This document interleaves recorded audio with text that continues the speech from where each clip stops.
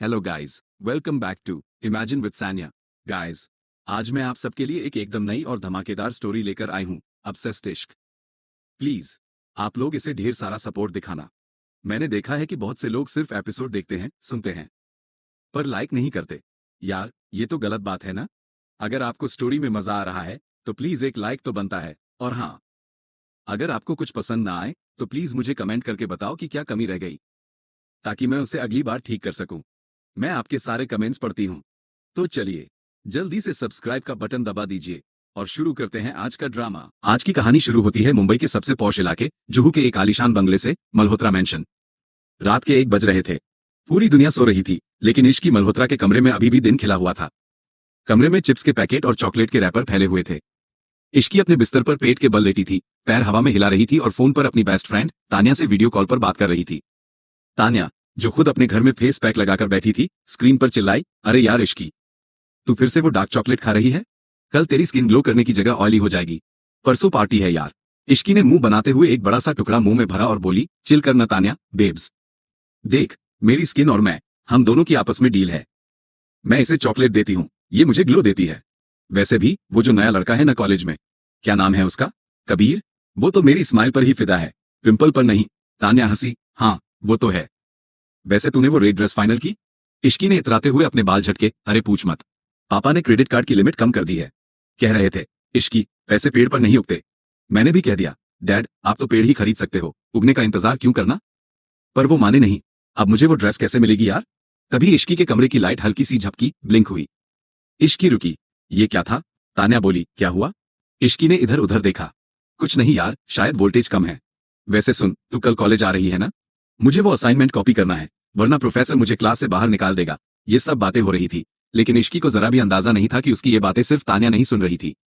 शहर के दूसरे कोने में एक अंधेरे कमरे में बैठा अगस्त्य रायचंद अपनी बड़ी सी स्क्रीन पर इश्की को देख रहा था। अगस्त्य के हाथ में कॉफी का मग था। वो बिना पलक झपकाए स्क्रीन को देख रहा था। उसकी आंखों में एक अजीब सा दीवानापन था। उसने स्क्रीन को जूम किया, जहां इश्की के होठों के कोने पर चॉकलेट लगी थी। अगस्त्य अपने आप से बुदबुदाया, पागल लड़की। असाइनमेंट की चिंता है, पर ये नहीं पता कि जिस वाईफाई से तुम वीडियो कॉल कर रही हो, उसका सर्वर मेरे पास है। तुम कितनी लापरवाह हो, ड्रामा क्वीन। अगस्त्य को इश्की की ये बेपरवाही पसंद भी थी और गुस्सा भी दिलाती थी। उसे पसंद नहीं था कि इश्की उस कबीर नाम के लड़के के बारे में बात करे। अगस्त्य ने अपनी उंगलियां कीबोर्ड पर चलाईं। इश्की के कमरे में रखा स्मार्ट स्पीकर, अलेक्सा जैसा, अचानक अपने आप ऑन हो गया। उसमें से एक भारी, मशीनी आवाज आई, वार्निंग, वार्निंग, डार्क चॉकलेट का कोटा खत्म। अगर अब और खाया, तो कल चेहरे पर 2 बड़े पिंपल निकल आएंगे। शुभ रात्रि। इश्की उछलकर बिस्तर पर बैठ गई। चॉकलेट उसके हाथ से गिर गई। तान्या, तूने सुना ये? तान्या कंफ्यूज थी, क्या सुना? मैंने तो कुछ नहीं बोला। इश्की की आंखें फटी की फटी रह गईं। उसने स्पीकर को देखा। ये स्पीकर अभी बोला। इसने कहा मुझे पिंपल हो जाएगा। तान्या, मेरे घर में भूत है, और वो भूत मेरी डाइट पर नजर रख रहा है। तान्या हंसने लगी, तू पक्का नशे में है इश्की। सो जा चुपचाप। Good night. तान्या ने फोन काट दिया। अब कमरे में सिर्फ इश्की थी, और वो खामोशी। इश्की ने डरते डरते स्पीकर को देखा और धीरे से रजाई के अंदर घुस गई। उसने मन ही मन सोचा, हे भगवान, अगर कोई भूत है भी, तो प्लीज उसे मेरे पिंपल से दूर रखना। अगस्त्य अपनी स्क्रीन के उस पार इश्की को रजाई में दुबकते देख हल्के से मुस्कुराया। उसने माइक बंद किया और कुर्सी से उठा। सो जाओ इश्की, कल का दिन तुम्हारे लिए बहुत लंबा होने वाला है। कल से तुम्हारी जिंदगी की हर डोर मेरे हाथ में होगी। अगली सुबह का नजारा ही कुछ और था। मल्होत्रा मैंशन में कोहराम मचा हुआ था। इश्की सीढ़ियों से भागते हुए नीचे आई। उसने एक हाथ में सैंडविच पकड़ा था और दूसरे हाथ से अपना बैग संभाल रही थी। रामू काका, मेरी कार निकालो, मैं लेट हो रही हूँ। रामू काका ने सर झुकाते हुए कहा, बिटिया रानी, वो आपकी गाड़ी तो स्टार्ट ही नहीं हो रही। मैकेनिक को बुलाया है। इश्की ने अपना माथा पीटा। हे भगवान, आज ही क्यों? आज मेरा प्रेजेंटेशन है। पापा कहाँ हैं? उनकी कार ले जाती हूँ। साहब तो मीटिंग के लिए निकल गए। पीछे से एक कड़क और भारी आवाज आई। इश्की पलटी। उसके सामने गेट के पास एक 6 फीट लंबा, काले सूट में एक अजनबी खड़ा था। उसकी आंखों पर काला चश्मा था और खड़े होने का तरीका ऐसा था जैसे वो कोई फौजी हो। इश्की ने अपनी भौहें चढ़ाई। तुम कौन हो, और डैड के गार्डन में क्या कर रहे हो? वो अजनबी आगे बढ़ा। उसने अपना चश्मा नहीं उतारा। उसकी आवाज में एक ऐसा रौब था जिससे इश्की एक पल के लिए सहम गई। मेरा नाम विवान है। तुम्हारे डैड ने मुझे तुम्हारी सिक्योरिटी के लिए रखा है। कार खराब है, इसलिए आज कॉलेज में छोड़ने जा रहा हूँ। इश्की को यकीन नहीं हुआ। सिक्योरिटी? मुझे? एक्सक्यूज मी मिस्टर, जो भी हो तुम, मुझे सिक्योरिटी की जरूरत नहीं है, और मैं अजनबियों के साथ गाड़ी में नहीं बैठती। विवान ने कोई बहस नहीं की। उसने बस अपनी कलाई घड़ी देखी और शांत आवाज में कहा, तुम्हारे पास कॉलेज पहुंचने के लिए सिर्फ 20 मिनट बचे हैं। अगर अभी नहीं निकली तो गेट बंद हो जाएगा। फैसला तुम्हारा है, मेरी गाड़ी में बैठना है या घर पर रहकर लेक्चर मिस करना है। इश्की का मुंह खुला का खुला रह गया। किसी की हिम्मत नहीं थी जो उससे ऐसे बात करे। तुम मुझे धमकी दे रहे हो? अगस्त्य ने कार का पिछला दरवाजा खोला और इशारे से कहा, बैठिए छोटी मैडम। छोटी मैडम सुनकर इश्की को मिर्ची लग गई। वो पैर पटकते हुए कार की तरफ बढ़ी। ठीक है, बैठ रही हूं, लेकिन अगर तुमने गाड़ी धीरे चलाई तो मैं डैड को बोलकर तुम्हारी नौकरी खा जाऊंगी, समझे तुम? मिस्टर खड़ूस। अगस्त्य के चेहरे पर कोई भाव नहीं आया, लेकिन मन ही मन उसने सोचा, नौकरी तो मैं तुम्हारी पूरी दुनिया की कर रहा हूं इश्की। बस तुम्हें पता नहीं है। जैसे ही गाड़ी स्टार्ट हुई, इश्की ने खिड़की से बाहर देखा और अगस्त्य ने रियर व्यू मिरर शीशे में इश्की को। शेर और हिरण का खेल शुरू हो चुका था, लेकिन हिरण को लग रहा था कि वो शेर पर हुक्म चला सकता है। दोस्तों, इश्की को लगता है ये सिर्फ एक नया बॉडीगार्ड है। लेकिन क्या होगा जब कॉलेज पहुंचते ही इश्की को पता चलेगा कि ये बॉडीगार्ड सिर्फ गाड़ी नहीं चलाता, बल्कि उसकी जिंदगी भी चलाने वाला है? जानने के लिए सुनिए अगला एपिसोड। एपिसोड 2। मिस्टर खड़ूस और कॉलेज का पहला दिन। गाड़ी की रफ्तार तेज थी, लेकिन कार के अंदर का माहौल उससे भी ज्यादा गर्म था। इश्की आगे वाली सीट पर बैठी थी और बार बार अपनी कलाई घड़ी देख रही थी। वो लेट हो रही थी और ये बात उसे कम, उसके ईगो को ज्यादा परेशान कर रही थी। उसने बगल में बैठे विवान को देखा। वो इंसान नहीं, पत्थर लग रहा था। चेहरे पर कोई भाव नहीं, नजरें सीधी सड़क पर। इश्की को एक शरारत सूझी। उसने सोचा, जरा देखो इस रोबोट में जान है या नहीं। इश्की ने म्यूजिक सिस्टम का वॉल्यूम बटन घुमाया। एकदम फुल वॉल्यूम। कार में हनी सिंह का गाना जोर जोर से बजने लगा। 4 बोतल वोडका, काम मेरा रोज का। इश्की ने सोचा विवान चिढ़ेगा, शायद चिल्लाएगा। लेकिन विवान ने एक हाथ स्टीयरिंग पर रखा और दूसरे हाथ से शांति से म्यूजिक सिस्टम का ऑफ बटन दबा दिया। सन्नाटा। इश्की ने उसे घूरा। एक्सक्यूज मी, ये मेरी कार है, गाना क्यों बंद किया? विवान ने बिना उसकी तरफ देखे जवाब दिया, ड्राइव करते वक्त शोर शराबा मुझे पसंद नहीं। और वैसे भी सुबह सुबह वोडका के गाने सुनने से असाइनमेंट पूरा नहीं होता। छोटी मैडम। इश्की का मुंह खुला रह गया। तुम्हारी हिम्मत कैसे हुई मुझे लेक्चर देने की? तुम सिर्फ एक बॉडीगार्ड हो, डैड नहीं। गाना तो अब मैं बजा कर रहूंगी। उसने फिर से हाथ बढ़ाया, लेकिन इससे पहले कि वो बटन दबा पाती, विवान ने उसकी कलाई को हवा में ही पकड़ लिया। उसकी पकड़ लोहे जैसी मजबूत थी, लेकिन उसने इश्की को चोट नहीं पहुंचाई। बस रोक दिया। कार ने एक झटका लिया और कॉलेज के गेट के सामने रुक गई। विवान ने धीरे से उसकी कलाई छोड़ी और अपनी सीट बेल्ट खोली। पहुंच गए, अब जाकर पढ़ाई करो, डीजे मत बनो। इश्की गुस्से से लाल हो गई थी। उसने अपना बैग उठाया और दरवाजा खोलते हुए बड़बड़ाई, सड़ू कहीं के। डैड से कहकर तुम्हें कल ही निकलवा दूंगी, मिस्टर खड़ूस। इश्की ने दरवाजा जोर से बंद किया और कॉलेज गेट की तरफ बढ़ी। उसने सोचा था कि वो कार में ही बैठा रहेगा, लेकिन जैसे ही वो गेट के पास पहुंची, उसे अपने पीछे जूतों की भारी आवाज सुनाई दी। उसने मुड़कर देखा। विवान उसके ठीक 2 कदम पीछे चल रहा था। काला चश्मा, काला सूट और वो खतरनाक सी चाल। कॉलेज के गेट पर खड़े सारे स्टूडेंट्स विवान को ही देख रहे थे। लड़कियां आपस में खुसर फुसर कर रही थी। हाय, ये कौन है? नया हीरो आया है क्या? इश्की रुकी और पीछे मुड़ी। तुम मेरे पीछे क्यों आ रहे हो? कार में वेट करो। विवान भी रुका। उसने अपना चश्मा हल्का सा नीचे किया। मिस्टर मल्होत्रा का ऑर्डर है, शैडो प्रोटेक्शन। जहां तुम वहां मैं। इश्की ने माथा पीट लिया। Are you serious? तुम क्लास में भी मेरे साथ बैठोगे? प्लीज यार, मेरी इज्जत का सवाल है। लोग सोचेंगे मैं कोई क्रिमिनल हूं जिसके पीछे पुलिस लगी है। विवान के होंठों पर एक बहुत हल्की सी मुस्कान आई, जो शायद सिर्फ उसने खुद महसूस की। क्रिमिनल नहीं, VVIP। चलो, लेट हो रहा है। विवान ने उसे इग्नोर किया और आगे बढ़ने का इशारा किया। इश्की के पास कोई चारा नहीं था। वो पैर पटकते हुए अंदर चली गई। कॉलेज की कैंटीन में तान्या पहले से बैठी इंतजार कर रही थी। जैसे ही उसने इश्की को आते देखा, वो हाथ हिलाने लगी, लेकिन तभी उसकी नजर इश्की के पीछे खड़े विवान पर पड़ी। तान्या का हाथ हवा में ही रुक गया। इश्की ने अपना बैग टेबल पर पटका। उफ, मैं पागल हो जाऊंगी तान्या। तान्या ने धीरे से पूछा, इश्की, ये हॉटनेस का पहाड़ तेरे पीछे क्यों खड़ा है? कौन है ये? इश्की ने चिढ़ते हुए कहा, मेरा नया सरदर्द। बॉडीगार्ड है, नाम है विवान, पर मैं इसे मिस्टर रोबोट बुलाती हूँ। डैड ने भेजा है जासूसी करने के लिए। तान्या ने विवान को ऊपर से नीचे तक देखा और इश्की के कान में फुसफुसाई, यार, अगर ऐसा बॉडीगार्ड मिले तो मैं तो रोज किडनैप होने को तैयार हूँ। इश्की ने उसे कोहनी मारी। चुप कर, तुझे पता नहीं है कितना बोरिंग है ये। तभी कैंटीन में एंट्री हुई कबीर की। कॉलेज का कूल डूड और इश्की का तथाकथित बॉयफ्रेंड। कबीर ने इश्की को देखा और अपने बालों में हाथ फेरते हुए पास आया। हे बेबी, कैसी हो? कल पार्टी में तुम जल्दी चली गई थी। कबीर ने इश्की के कंधे पर हाथ रखने की कोशिश की। इश्की ने विवान को जलाने के लिए जानबूझकर कबीर को स्माइल दी। उसने सोचा, अब देखते हैं ये बॉडीगार्ड क्या करता है। हाँ कबीर, वो डैड का थोड़ा इश्यू था। वैसे तुम आज बहुत हैंडसम लग रहे हो। कबीर चौड़ा हो गया। Thanks baby. वैसे आज शाम को फ्री हो? लॉन्ग ड्राइव पर चलते हैं। कबीर ने इश्की का हाथ पकड़ने के लिए हाथ बढ़ाया, लेकिन उसका हाथ इश्की तक पहुंचता, उससे पहले ही एक बड़ा सा हाथ बीच में आ गया। विवान ने कबीर का हाथ नहीं पकड़ा, बस उसके और इश्की के बीच एक दीवार बनकर खड़ा हो गया। कबीर ने ऊपर देखा। विवान उससे काफी लंबा था। एक्सक्यूज मी, साइड हटिए, कबीर ने अकड़ दिखाई। विवान ने अपनी आवाज नीची और भारी रखी, इतनी कि सिर्फ कबीर सुन सके। मैडम अभी पढ़ाई कर रही हैं और लॉन्ग ड्राइव के लिए उनके पास ड्राइवर है। तुम अपनी बाइक स्टार्ट करो और यहाँ से निकलो। कबीर को गुस्सा आया। तुम होते कौन हो? इश्की, ये तुम्हारा नौकर मुझसे ऐसे कैसे बात कर रहा है? नौकर शब्द सुनते ही विवान की आंखों में एक अजीब सी चमक आ गई। उसने कबीर के कंधे पर हाथ रखा। दिखने में वो एक दोस्ताना थपकी लग रही थी, लेकिन कबीर का चेहरा दर्द से लाल हो गया। विवान ने उसकी नब्ज नर्व को इतनी जोर से दबाया था कि कबीर की चीख निकलने ही वाली थी। विवान ने मुस्कुराते हुए कहा, दोस्त समझकर सलाह दे रहा हूं। पढ़ाई पर ध्यान दो, हड्डियों पर नहीं। विवान ने हाथ हटाया। कबीर अपना कंधा सहलाते हुए 2 कदम पीछे हट गया। उसकी हेकड़ी निकल चुकी थी। इश्की, मैं क्लास में मिलता हूं, कहकर कबीर वहां से खिसक लिया। इश्की ने ये सब नहीं देखा था, क्योंकि विवान उसके सामने खड़ा था। उसे बस इतना दिखा कि कबीर अचानक चला गया। ये क्या किया तुमने? कबीर क्यों भाग गया? इश्की ने पूछा। विवान पलटा। उसका चेहरा फिर से सपाट था। शायद उसे याद आ गया कि उसका होमवर्क बाकी है। चलिए, क्लास का टाइम हो गया है। इश्की उसे घूरते हुए क्लास की तरफ चल दी। उसे समझ नहीं आ रहा था कि खुश होना चाहिए या गुस्सा। जैसे ही वो क्लास में घुसी, उसका फोन वाइब्रेट हुआ। एक नया मैसेज। उसने फोन चेक किया। अननोन नंबर से मैसेज था। Good girl. उस कबीर के पास वैसे भी टूटी हुई बाइक है और मेरे पास पूरी दुनिया। सही चॉइस, इश्की। इश्की के पैरों तले जमीन खिसक गई। उसने झटके से पीछे मुड़कर देखा। विवान क्लास के दरवाजे के बाहर खड़ा था, पीठ करके, और अपने कान में लगा ब्लूटूथ हेडसेट सेट कर रहा था।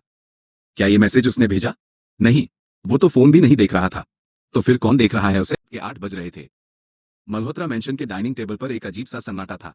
सिर्फ चम्मच और प्लेट के टकराने की आवाज गूंज रही थी। इश्की ने गुस्से में अपनी चम्मच प्लेट पर पटकी। डैड, आप सुन भी रहे हैं? इसने आज कॉलेज में क्या किया?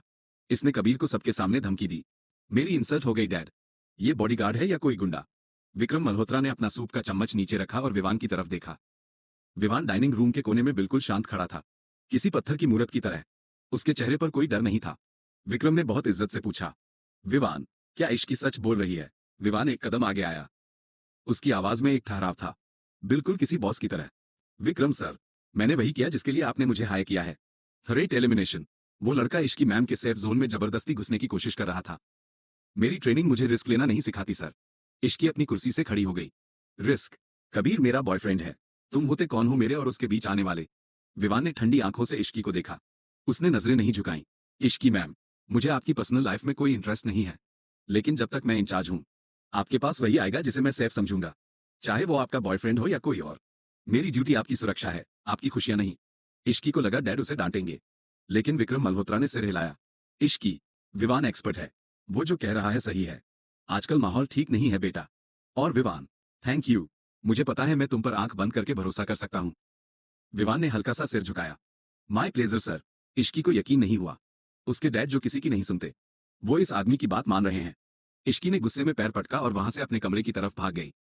विवान के चेहरे पर एक बहुत हल्की मुस्कान थी। खेल उसके इशारों पर चल रहा था। रात के 11 बज चुके थे। बाहर बारिश तेज हो गई थी। इश्की अपने कमरे में थी। उसने दरवाजा डबल लॉक किया था। उसे कबीर की बहुत याद आ रही थी। उसे कबीर को सॉरी बोलना था। उसने अपना फोन उठाया और कबीर का नंबर डायल किया। सॉरी, नेटवर्क बिजी है। इश्की ने फिर ट्राई किया। फिर वही आवाज। अरे यार, वाईफाई को क्या हो गया? फोन क्यों नहीं लग रहा? उसे नहीं पता था कि नीचे हॉल में बैठा विवान अपने टैबलेट पर एक सॉफ्टवेयर चला रहा था। पूरे घर का नेटवर्क उसके अंगूठे के नीचे था। उसने जानबूझकर सिर्फ इश्की के कमरे का नेटवर्क ब्लॉक कर रखा था। विवान ने एक मैसेज टाइप किया। इश्की का फोन वाइब्रेट हुआ। Unknown number. कबीर को कॉल करने का कोई फायदा नहीं। इश्की मैम, वो अभी पार्टी कर रहा है, किसी और के साथ। आप सो जाइए। इश्की का दिमाग सुन्न हो गया। उसने इधर उधर देखा। इसको कैसे पता मैं कॉल कर रही हूं? और कबीर, नहीं, ये झूठ बोल रहा है। तभी कमरे की लाइट चली गई। पूरा अंधेरा। इश्की डर गई। लाइट क्यों गई? जनरेटर ऑन क्यों नहीं हुआ? अचानक उसे एक सरसराहट सुनाई दी। बालकनी का स्लाइडिंग डोर, जिसे इश्की ने खुद बंद किया था, वो धीरे धीरे अपने आप खिसक रहा था। ठंडी हवा का झोंका अंदर आया। पर्दे किसी साए की तरह हिलने लगे। इश्की की सांसें अटक गईं। बिजली कड़की और उस रोशनी में उसे दिखा। बालकनी के गीले फर्श पर जूतों के निशान बन रहे थे, जो सीधे उसके बिस्तर की तरफ आ रहे थे। लेकिन वहां कोई इंसान नहीं था। इश्की की चीख निकल गई। डैड, रामू काका, कोई है, प्लीज हेल्प। वो दरवाजे की तरफ भागी, लेकिन अंधेरे में लॉक खुल नहीं रहा था। उसके हाथ कांप रहे थे। उसे लगा कोई उसके ठीक पीछे खड़ा है। तभी कमरे का दरवाजा एक जोरदार धक्के के साथ खुला। एक टॉर्च की तेज रोशनी इश्की के चेहरे पर पड़ी। इश्की डर के मारे कोने में दुबक गई। दूर रहो मुझसे। इश्की मैम, रिलैक्स, मैं हूं। वो भारी और शांत आवाज। इश्की ने देखा। दरवाजे पर विवान खड़ा था। एक हाथ में टॉर्च, दूसरे हाथ में गन। वो किसी एक्शन हीरो जैसा लग रहा था। उस पल इश्की को विवान मिस्टर खड़ूस नहीं, बल्कि एक मसीहा लगा। वो दौड़कर उसके पास गई और बिना सोचे उसे कसकर पकड़ लिया। वो कांप रही थी। विवान, वो वहां देखो, कोई आया है। दरवाजा अपने आप खुला, और वो निशान। विवान ने इश्की को खुद से अलग नहीं किया।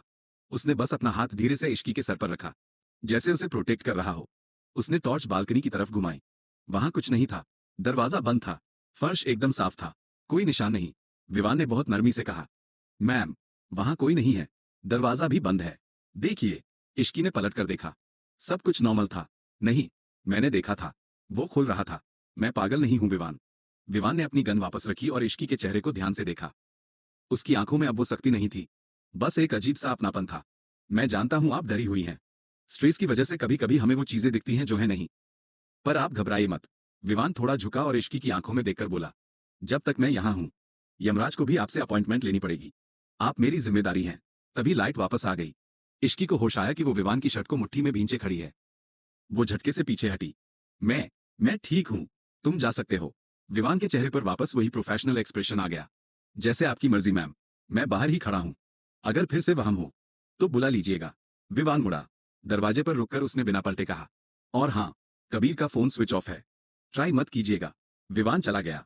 इश्की बिस्तर पर बैठ गई, पसीने से लथपथ। इसे सब कुछ कैसे पता होता है, और वो निशान, क्या सच में मेरा वहम था? बाहर कॉरिडोर में खड़ा विवान अपना फोन चेक कर रहा था। उसने एक बटन दबाया और इश्की के रूम का बालकनी लॉक रीसेट हो गया। ये वहम नहीं था। ये विवान का बनाया हुआ टेक्नोलॉजिकल हॉरर था, ताकि इश्की को यकीन हो जाए कि दुनिया में सबसे सेफ जगह सिर्फ विवान के पास है। दोस्तों, ये प्यार है या पागलपन? विवान ने इश्की को डराया भी और बचाया भी। इश्की का दिमाग कह रहा है कि कुछ गड़बड़ है, पर उसका दिल विवान पर भरोसा करने लगा है। क्या होगा जब इश्की की बेस्ट फ्रेंड तान्या इस खेल में एंटर करेगी? जानने के लिए सुनिए एपिसोड 4, दुश्मन या दोस्त। एपिसोड 4, राज और ब्लैकमेल। अगली सुबह का सूरज निकला, लेकिन इश्की के चेहरे पर वो पुरानी चमक नहीं थी। रात भर वो ठीक से सो नहीं पाई थी। हर थोड़ी देर में उसे लगता था कि बालकनी का दरवाजा फिर से खुल रहा है। कॉलेज की कैंटीन में इश्की बैठी अपने कॉफी मग को घूर रही थी। उसके ठीक सामने उसकी बेस्ट फ्रेंड तान्या बैठी थी, जो अपनी ही धुन में मस्त थी। तान्या कॉलेज की सबसे बिंदास लड़की थी, जिसे न पढ़ाई की फिक्र थी न दुनिया की। तान्या ने अपनी कॉफी की चुस्की ली और इश्की को कोहनी मारी। ओए इश्की, तू मेरी बात सुन भी रही है या नहीं? देख तो सही, तेरा वो नया बॉडीगार्ड, क्या नाम है उसका? विवान। उफ, क्या लग रहा है यार काले चश्मे में। कसम से, अगर ये मेरा बॉडीगार्ड होता ना, तो मैं खुद ही इसे किडनैप कर लेती। इश्की ने चिढ़कर तान्या को देखा। तान्या, प्लीज, मेरा दिमाग वैसे ही खराब है। कल रात घर में कुछ अजीब हुआ था। मुझे लगा मेरे रूम में कोई घुस आया है, पर विवान ने मुझे बचा लिया। मुझे समझ नहीं आ रहा कि मैं डरी हुई हूं या पागल हो रही हूं। तान्या ने हंसते हुए हाथ हवा में लहराया। अरे चिल करना बेबी, तू ज्यादा वेब सीरीज देख रही है आजकल। चल, आज का मौसम कितना रोमांटिक है। लेक्चर्स छोड़ते हैं और मूवी देखने चलते हैं। मेरा बहुत मन है। इश्की कुछ बोलती उससे पहले ही तान्या अपनी कुर्सी से उठी। उसने अपने बाल ठीक किए और एक बड़ी सी स्माइल के साथ सीधा विवान की तरफ बढ़ गई। विवान कैंटीन के गेट के पास बिल्कुल सीधा खड़ा था। उसके चेहरे पर कोई भाव नहीं था। तान्या ने विवान के पास जाकर बड़े प्यार से फ्लर्ट करते हुए कहा, हाय विवान, मैं इश्की की बेस्ट फ्रेंड हूँ। तान्या, वैसे तुम काफी सीरियस रहते हो, कभी स्माइल भी कर दिया करो। हम दोनों अभी मूवी देखने जा रहे हैं, तो तुम चाहो तो यहाँ वेट कर सकते हो, या फिर हमारे साथ चलकर पॉपकॉर्न खा सकते हो। क्या कहते हो? विवान ने अपना चश्मा नहीं उतारा। उसने तान्या को देखा। उसकी नजरों में गुस्सा नहीं था, बस एक ऐसी शांति थी जो तूफान से पहले होती है। विवान ने बहुत ही पलाइट तरीके से जवाब दिया, हेलो मिस तान्या, माफ कीजिएगा, लेकिन विक्रम सर के शेड्यूल के हिसाब से इश्की मैम को अभी क्लास अटेंड करनी है। मूवी का प्लान कैंसिल करना होगा। तान्या ने मुंह बनाया। अरे यार, तुम तो बहुत बोरिंग हो। विक्रम अंकल को कौन बता रहा है? हम बस 2 घंटे में आ जाएंगे। तुम भी चलो ना, मजा आएगा। प्लीज, मान जाओ ना हैंडसम। तान्या ने विवान के बाइसेप्स पर हल्के से उंगली लगाई। मजाक में। विवान ने एक कदम पीछे लिया। उसने अपने फोन की स्क्रीन ऑन की और तान्या को दिखाई। स्क्रीन पर एक फोटो थी। तान्या के होश उड़ गए। वो फोटो गोवा की एक पार्टी की थी, जहां तान्या अपने पेरेंट्स से झूठ बोलकर गई थी। और उस फोटो में वो कुछ ऐसा कर रही थी जो अगर उसके डैड देख लेते तो उसका घर से निकलना बंद हो जाता। विवान ने फोन वापस जेब में रखा और बहुत धीरे से, किसी दोस्त की तरह मुस्कुराते हुए कहा, मिस तान्या, गोवा की ट्रिप काफी मजेदार लग रही थी। अगर आपके डैड को पता चला कि आप लाइब्रेरी के बहाने वहां गई थी, तो उन्हें बुरा लगेगा ना? मुझे लगता है आपको क्लास में जाना चाहिए, है ना? तान्या की सारी फ्लटिंग हवा हो गई। उसकी आंखों में डर आ गया। तुम्हें ये फोटो कहां से मिली? विवान ने जवाब नहीं दिया, बस गेट की तरफ इशारा किया। जाइए मैम, लेक्चर मिस हो जाएगा। तान्या के पास और कोई रास्ता नहीं था। वो घबराकर, बिना इश्की को कुछ बोले, वहां से उल्टे पांव क्लास की तरफ भाग गई। इश्की दूर बैठी ये सब देख रही थी। उसे समझ नहीं आया कि अभी क्या हुआ। तान्या तो विवान को पटाने गई थी, फिर वो भूत देखने जैसा मुंह बनाकर क्यों भाग गई? इश्की दौड़कर विवान के पास आई। विवान, तुमने तान्या को क्या कहा? वो ऐसे क्यों भाग गई? वो तो मजाक कर रही थी ना? विवान ने इश्की की तरफ देखा। कुछ नहीं मैम, मैंने बस उन्हें याद दिलाया कि उनके डैड को उनकी पढ़ाई की कितनी चिंता है। वो समझदार हैं। समझ गई। चलिए, मौसम बिगड़ रहा है, घर चलते हैं। विवान ने कार का दरवाजा खोला। इश्की को गाड़ी में बैठना पड़ा। गाड़ी में सन्नाटा था। विवान ड्राइव कर रहा था और इश्की उसे साइड मिरर में देख रही थी। उसे महसूस हो रहा था कि ये बॉडीगार्ड सिर्फ ताकतवर नहीं है, ये शातिर भी है। ये सबके राज जानता है। आसमान काला हो गया और देखते ही देखते जोरदार बारिश शुरू हो गई। बूंदे गाड़ी के शीशे पर पत्थरों की तरह बरस रही थी। तभी इश्की का फोन बजा। Unknown number. इश्की ने डरते डरते फोन उठाया। हेलो। उधर से एक भारी और अजीब सी मशीनी आवाज आई। इश्की, अपने नए बॉडीगार्ड से दूर रहो। वो तुम्हारी सुरक्षा नहीं कर रहा। वो तुम्हें एक पिंजरे में बंद कर रहा है। उसकी आंखों में देखो, तुम्हें सच्चाई दिख जाएगी। इश्की के हाथ से फोन छूटकर गिर गया। उस अनजान कॉल ने उसके दिमाग में शक का बीज बो दिया था। पिंजरा, वो तुम्हें कैद कर रहा है। इश्की को अचानक घबराहट होने लगी। उसे लगा कार की दीवारें उसे दबा रही हैं। उसे विवान से डर लगने लगा जो चुपचाप स्टीयरिंग थामे बैठा था। इश्की ने अपनी घबराहट को गुस्से में बदल दिया। वो चिल्लाई, गाड़ी रोको, मुझे उतरना है। विवान ने बिना उसे देखे बहुत शांत आवाज में कहा, छोटी मैडम, बाहर तूफान है, हम 5 मिनट में घर पहुंच जाएंगे। शांत बैठिए। इश्की का ईगो हट हो गया। ये नौकर उसे ऑर्डर दे रहा है। मैंने कहा रोको, मुझे तुम्हारे साथ इस बंद डिब्बे में सांस नहीं आ रही। रोको वरना मैं चलती गाड़ी से कूद जाऊंगी। इश्की ने दरवाजे का हैंडल खींचा। चाइल्ड लॉक नहीं था। दरवाजा खुल गया। विवान ने यह देखा और तुरंत ब्रेक मारा। टायरों की चीख के साथ गाड़ी सुनसान सड़क के किनारे रुक गई। गाड़ी रुकते ही इश्की बाहर निकल गई। बारिश का पानी इतना ठंडा था कि इश्की की हड्डियों तक सिहरन दौड़ गई। वो एक ही पल में पूरी भीग गई। उसकी महंगी ड्रेस, उसके बाल, सब खराब हो गए। वो सड़क किनारे खड़ी होकर कांपने लगी। उसे समझ नहीं आ रहा था कि वो भागी क्यों। बस एक डर था, जो उसे विवान से दूर ले जाना चाहता था। लेकिन वो ज्यादा दूर नहीं जा पाई। उसे अपने पीछे कदमों की आवाज सुनाई दी।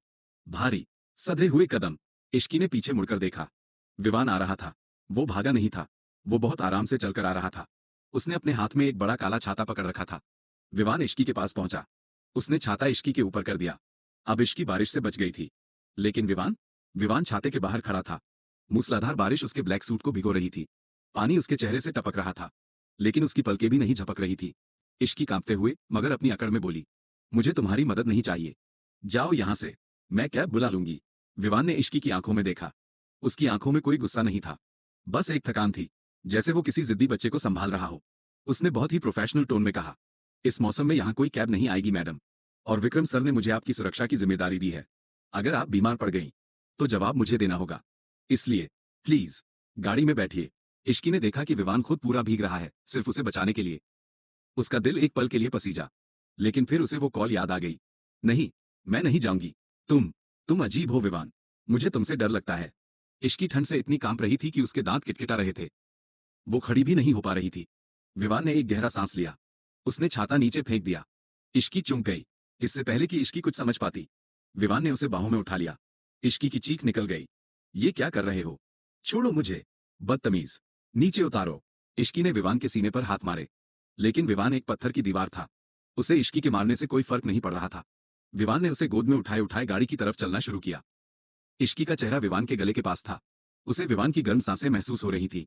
बारिश के ठंडे पानी में विवान के शरीर की गर्मी इश्की को एक अजीब सा सुकून दे रही थी। इश्की ने विरोध करना बंद कर दिया। वो थक चुकी थी। उसने अनजाने में अपना सिर विवान के कंधे पर टिका दिया। विवान ने उसे पिछली सीट पर नहीं, बल्कि आगे वाली सीट पर बैठाया। इश्की कांप रही थी। उसके कपड़े शरीर से चिपक गए थे। विवान ने अपनी भीगी हुई जैकेट उतारी और डैशबोर्ड से एक तौलिया निकाला, जो वो हमेशा इमरजेंसी के लिए रखता था। उसने तौलिया इश्की के सिर पर डाला और बहुत ही हल्के हाथों से, बिना उसे टच किए, उसके बाल पोंछने लगा। इश्की चुपचाप उसे देखती रही। विवान का ध्यान सिर्फ उसके बालों पर था। उसकी आंखों में वो हवस या गंदगी नहीं थी जिससे लड़कियां डरती हैं। उसकी आंखों में बस काम था। इश्की ने धीरे से पूछा, तुम खुद भीग रहे हो? विवान रुका। उसका चेहरा इश्की के चेहरे के बहुत करीब था। उसने इश्की की आंखों में देखा। एक पल के लिए, बस एक पल के लिए। विवान की आंखों में वो नफरत दिखी जो वो दुनिया से छुपाता था। लेकिन इश्की उसे इंटेंसिटी समझ बैठी। विवान ने पीछे हटते हुए कहा, मैं बॉडीगार्ड हूं मैम, मुझे भीगने से फर्क नहीं पड़ता। लेकिन आप नाजुक हैं। आपको खरोंच भी आई तो मुझे तकलीफ होगी। विवान के मन में, तकलीफ मुझे नहीं, मेरे प्लान को होगी। विवान ने हीटर फुल किया और गाड़ी स्टार्ट की। इश्की तौलिए में लिपटी हुई बैठी रही। वो विवान को साइड से देख रही थी। उसे लगा कि शायद वो गलत थी, शायद वो कॉल फेक थी। ये आदमी तो अपनी जान पर खेलकर उसे बारिश से बचा रहा था। इश्की ने मन ही मन सोचा, मैं शायद ओवरथिंकिंग कर रही हूँ। ये सिर्फ अपनी ड्यूटी कर रहा है। इतना हैंडसम और केयरिंग लड़का मेरा दुश्मन कैसे हो सकता है? लेकिन इश्की ये नहीं देख पाई कि ड्राइविंग सीट पर बैठे विवान के चेहरे पर एक शैतानी मुस्कान थी। उसने इश्की का भरोसा जीत लिया था। अब इश्की खुद चलकर उसके पिंजरे में आएगी। गाड़ी मल्होत्रा मैंशन के गेट पर रुकी। विवान उतरा और उसने इश्की के लिए दरवाजा खोला। इश्की बाहर निकली। उसने विवान की तरफ देखा और बहुत धीरे से बोली, थैंक यू विवान। विवान ने सिर झुकाया। My pleasure. छोटी मैडम, जाइए, गर्म पानी से नहा लीजिए। इश्की अंदर चली गई। विवान वहीं खड़ा रहा। उसने अपनी भीगी हुई शर्ट को झटका और ऊपर इश्की के कमरे की खिड़की की तरफ देखा। उसने अपने आप से कहा, शुक्रिया मत बोलो इश्की, अभी तो खेल शुरू हुआ है। आज मैंने तुम्हें भीगने से बचाया है, कल मैं ही तुम्हें आंसुओं में भिगोऊंगा। बंद कमरा और वो कड़वी दवाई बारिश तो रुक गई थी, लेकिन इश्की की जिंदगी में तूफान अभी थमा नहीं था।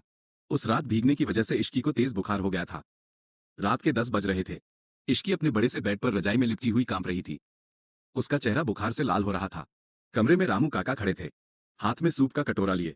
बिटिया रानी, थोड़ा सा सूप पी लो, साहब ने फोन करके कहा है कि दवाई भी लेनी है। इश्की ने चिढ़ते हुए अपना मुंह दूसरी तरफ कर लिया। उसकी नाक लाल थी और आवाज में वो पुरानी अकड़ अभी भी बाकी थी। नहीं पीना मुझे सूप, ले जाओ इसे। डैड से कहो वो खुद आकर मुझे दवाई दें। मुझे किसी और के हाथ से नहीं खाना। रामू काका ने समझाने की कोशिश की। लेकिन बिटिया, आप सुबह से भूखी हैं। इश्की चिल्लाई। कहा ना ले जाओ। गेट आउट रामू काका। रामू काका डर गए। वो जैसे ही मुड़े, दरवाजे पर एक लंबा सा साया खड़ा था। विवान। विवान ने अभी अभी शावर लिया था। उसके बाल गीले थे और माथे पर गिरे हुए थे। उसने अपनी फॉर्मल जैकेट उतार दी थी। वो सिर्फ एक ब्लैक शर्ट में था, जिसकी आस्तीन स्लीव्स उसने कोहनियों तक मोड़ रखी थी। वो इस वक्त बॉडीगार्ड कम और उस घर का मालिक ज्यादा लग रहा था। विवान ने रामू काका के हाथ से सूप का कटोरा ले लिया। आप जाइए काका, मैं देखता हूं। रामू काका चले गए। विवान ने पैर से दरवाजे को धक्का देकर बंद कर दिया। क्लिक। दरवाजा लॉक होने की आवाज सुनकर इश्की ने पलटकर देखा। विवान को अपने कमरे में, और वो भी इस तरह रिलैक्स्ड कपड़ों में देखकर इश्की घबरा गई। उसने अपनी रजाई को कसकर पकड़ लिया। तुम यहाँ क्या कर रहे हो? और दरवाजा क्यों बंद किया? बाहर जाओ। विवान ने उसकी बात को अनसुना कर दिया। वो धीरे धीरे चलते हुए बेड के पास आया और सूप का कटोरा साइड टेबल पर रख दिया। उसने इश्की की आंखों में देखा। चुपचाप सूप पी लीजिए, विक्रम सर की मीटिंग चल रही है, वो नहीं आ सकते। इश्की ने नखरे दिखाए। मुझे नहीं पीना, और तुम मुझे ऑर्डर नहीं दे सकते। तुम सिर्फ एक बॉडीगार्ड हो, मेरे बॉयफ्रेंड नहीं। अपनी हद में रहो। विवान के चेहरे पर एक सख्त लकीर खींच गई। उसे ना सुनना पसंद नहीं था। वो झुककर बेड पर बैठ गया, इश्की के बिल्कुल करीब। इतना करीब कि इश्की के गद्दे पर उसका वजन महसूस हुआ। इश्की पीछे खिसकने लगी, लेकिन विवान ने अपना एक हाथ इश्की के पीछे हेडबोर्ड बेड हेडरेस्ट पर रख दिया, उसे घेरते हुए। विवान की आवाज बहुत धीमी थी, मगर बहुत भारी। हद हद तो आप पार कर रही हैं छोटी मैडम। बुखार में तप रही हैं, और नखरे ऐसे जैसे कोई महारानी हो। मेरे पास पूरी रात नहीं है आपको मनाने के लिए। विवान ने सूप का चम्मच भरा और इश्की के होठों के पास ले गया। मुंह खोलिए। इश्की ने अपने होंठ भींच लिए। उसकी आंखों में आंसू आ गए थे। उसे गुस्सा आ रहा था कि वो इतनी कमजोर है और विवान उसका फायदा उठा रहा है। इश्की ने मुंह नहीं खोला। विवान ने चम्मच वापस कटोरे में रखा। ठीक है, प्यार की भाषा आपको समझ नहीं आती। विवान ने अचानक अपने एक हाथ से इश्की के जबड़े जोड़ को पकड़ा। उसकी पकड़ सख्त थी, इतनी कि इश्की हिल भी नहीं पाई। उसने इश्की का चेहरा ऊपर उठाया और दूसरे हाथ से जबरदस्ती चम्मच उसके मुंह में डाल दिया। इश्की को सूप निगलना पड़ा। विवान ने उसे छोड़ा नहीं। वो एक के बाद एक चम्मच उसे पिलाता गया। इश्की की आंखों से आंसू बहकर विवान के हाथ पर गिर रहे थे, लेकिन विवान रुका नहीं। जब सूप खत्म हो गया, विवान ने नैपकिन से इश्की के होंठ पोंछे। उसका स्पर्श अब सख्त नहीं, बल्कि बहुत हल्का था। उसने इश्की के माथे पर अपना हाथ रखा, बुखार चेक करने के लिए। उसका हाथ बड़ा और ठंडा था, जो इश्की के जलते हुए माथे को सुकून दे रहा था। इश्की अब विरोध नहीं कर रही थी, वो बस विवान को देख रही थी। ये आदमी क्या है? एक पल में जानवर, दूसरे पल में मसीहा। विवान ने टेबल से दवाई उठाई। ये भी खा लीजिए। इश्की ने चुपचाप दवाई खा ली। उसकी हिम्मत टूट चुकी थी। विवान खड़ा हो गया। उसने इश्की को ऊपर से नीचे तक देखा। रजाई में लिपटी हुई इश्की उसे एक छोटी सी बच्ची लग रही थी। विवान ने कमरे की लाइट धीमी कर दी।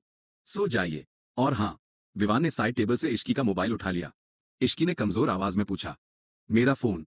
विवान ने फोन अपनी जेब में डाल लिया। डॉक्टर ने कहा है रेस्ट करने को। फोन दिमाग खराब करता है, कल सुबह मिलेगा। इश्की कुछ नहीं बोल पाई। विवान दरवाजे तक गया। उसने लॉक खोला। जाने से पहले वो रुका। अगर रात को डर लगे, या फिर से वो वहम हो, तो चिल्लाइएगा मत। बस मेरा नाम लीजिएगा, मैं सुन लूंगा। विवान चला गया। इश्की अंधेरे कमरे में लेटी रही। उसे विवान पर गुस्सा आना चाहिए था।